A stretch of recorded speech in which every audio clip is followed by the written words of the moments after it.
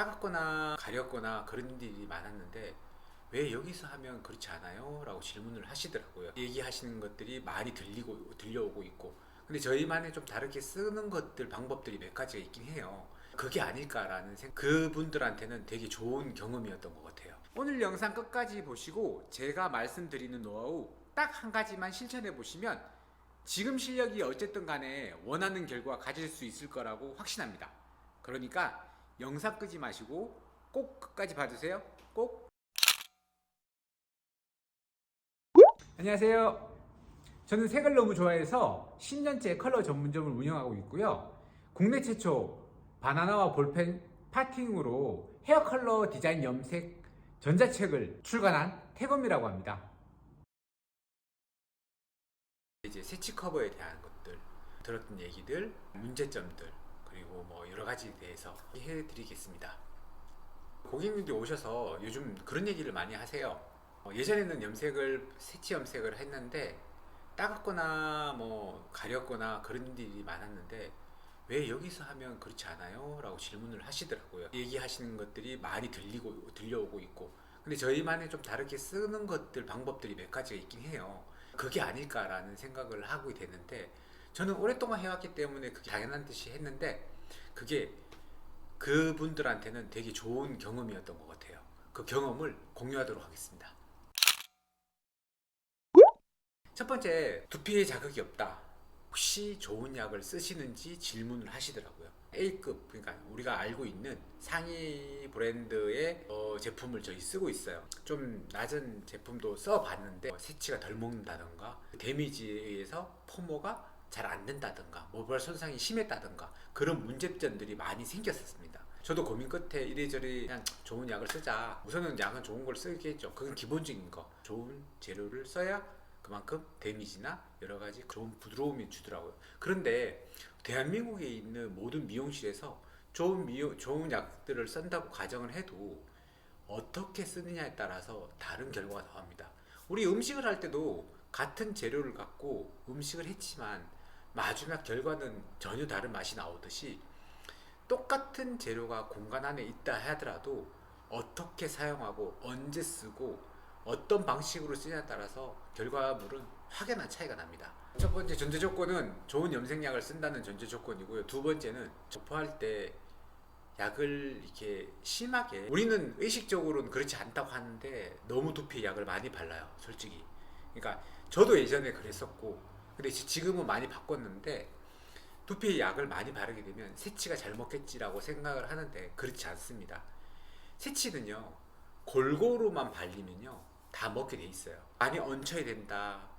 저도 예전에 그런 교육을 많이 받았었는데 저 스승이 그러더라고요. 새치는 많이 약을 얹어야 된다. 그래 잘 먹는다라고 하더라고요. 물론 그 방법이 틀린 방법은 아니다고 하지만은 두피한테는 좋은 방법이 아닌 것 같아요. 적당한 양을 두피에 바르는 게 약도 안 끼고 그러면서 환경도 아낄 수 있고 그리고 두피도 좋아질 수 있는, 나빠지지 않는 그런 이제 방법이 될 겁니다. 많은 과도한 빗질, 붓질, 그리고 심한 체크는 많이 안 하시는 게 좋아요. 그러니까 적당한 양으로서 바르고 하는 게 좋다고 봅니다. 물론 다 잘하고 계시겠지만 한 번쯤 체크해 보세요. 내가 그러고 있는지 아닌지. 샴푸하기 전에 저는 pH를 사용을 하고 있고요.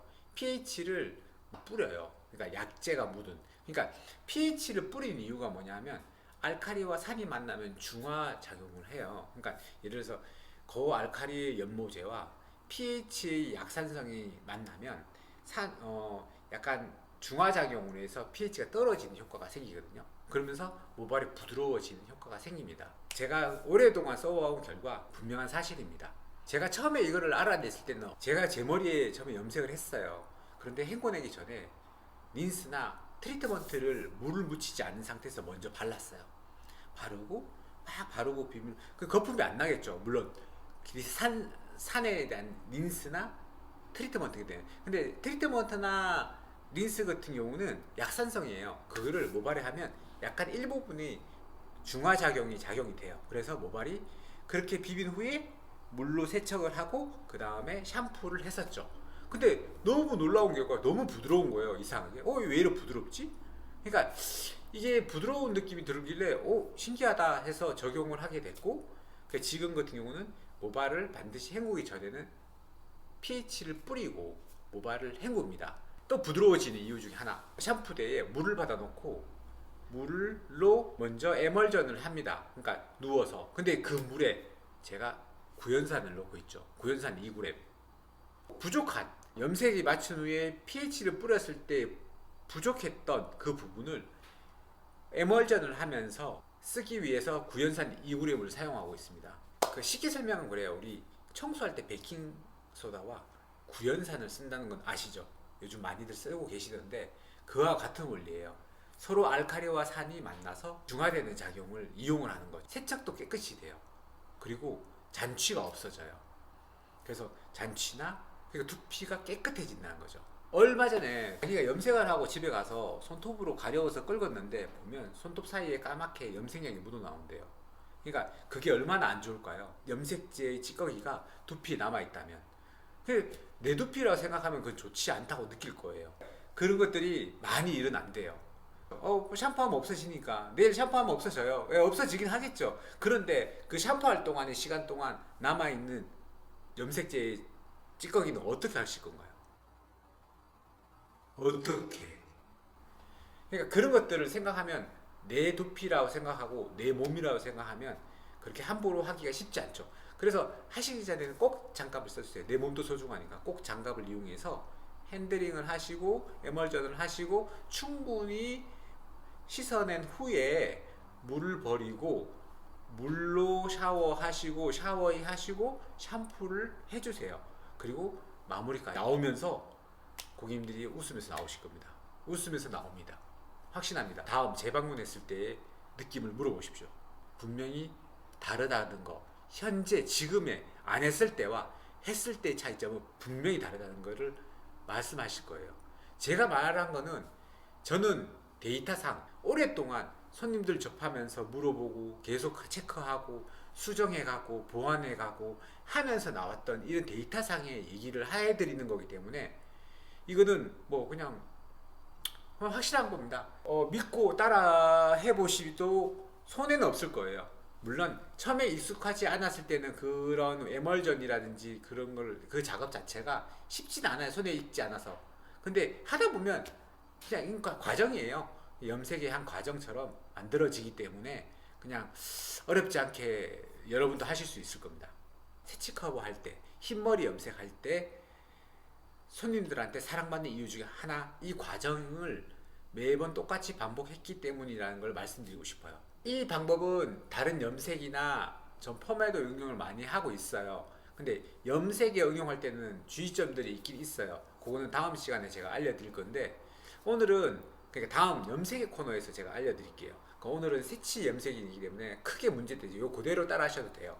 결론을 정리해 보자면 두피에 자극이 된다는 거는 물리적인 작용과 화학적인 작용이 있을 건데, 물리적인 거는 붓질을 할 때 과하게 한다던가 모발을 이리저리 많이 당기고 한다던가, 그리고 약간 모공이 열린 상태에서 한다던가, 화학적인 거는 우리가 연모제를 발랐을 때 좋은 약을 사용하기, 물론 기본이고요. 좋은 약을 사용하셔야 되고, 두 번째는 약을 다 사용하고 난 후에 마지막에 제일 중요한 세정이 중요하다는 거. 세정이 제일 중요해요. 세정을 잘 하셔야지만 이 모든 것들이 하나로 세트로 완성이 되고 그 만족도는 더 배가 될 겁니다. 오늘의 비법은 세정. 따갑지 않고 가렵지 않고 부드러워지는 머릿결은 세정이 있다는 거. 쉽지만 몰랐죠? 그리고 다음 기회에 다른 주제로 또 만나 뵙겠습니다. 감사합니다.